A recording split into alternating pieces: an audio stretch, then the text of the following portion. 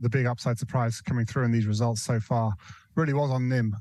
For JP Morgan, the net interest margin was up 29 basis points, delivering a big beat on the net interest income, and that's roughly 50% of their revenues. So a 4% beat there really contributes to higher revenues, and similar for Wells Fargo, to a lesser extent for Citigroup as well. But as you said, the weakness is really on the investment banking side. It's been fairly well flagged, then there are variations of that as well. So JP Morgan had their investment banking down just under 50%, with for Citigroup it was slightly over 60%. So some slight differences there, but that was the big weakness within the results. Something I thought that was really interesting about JP Morgan, the CEO, Jamie Dimon, actually had an interview with Giuliano, who's sitting right next to me now, last week. And he made these huge comments about the prognosis of a recession in the US in 6 to 9 months. What I thought was interesting is JP Morgan didn't actually increase their provisions to account for that. How do you square the circle?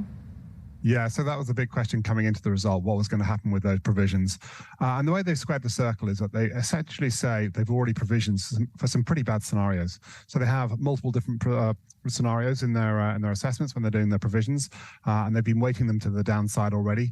They weighted them a little bit more to the downside, but they're already envisaging a recession next year with unemployment going up to 6%. So that's already effectively tucked away into their provisions. I guess the main caveat they have is if we do actually get to 6% unemployment in the middle of next year, then there's a potential it could go up to 8%. So at that point, they might have to take a few more provisions, say 5 to 6 billion, but over a couple of quarters. And that would be very manageable. So I think the message which came through was, we're already very well provisioned. Don't worry about a recession. If we do have to take some extra provisions, that'll be easily to absorb. So effectively, you can trust us as a sort of large, powerful bank. And I think investors were pretty happy with that message. John, let me come back to Jumana's first question, given that so much of the upside surprise that we saw in some of these banks was from the fact that they were making more money from loans, and effectively we're seeing them pocket the interest rate rises so far and not pass those increased earnings on to customers in the form of higher interest rates on deposits. How sustainable is that dynamic, do you think, in the quarters ahead as interest rates rise further? Well, that's a very good question. And it's one of the key things that investors are focused on is what they call the deposit beta. So how quickly they have to start giving away some of those increases in interest rates to the deposit holders.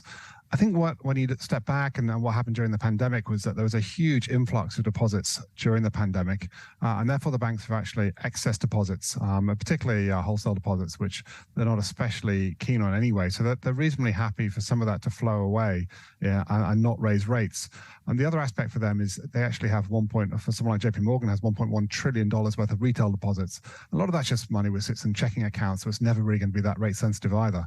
So as we go through this cycle, they will have to start increasing rates on their savings accounts, but it probably won't be as much as the rate increases you're getting on the asset side. So you're still like to see some further margin expansion from here, but not nearly as much as we've seen over the past couple of quarters.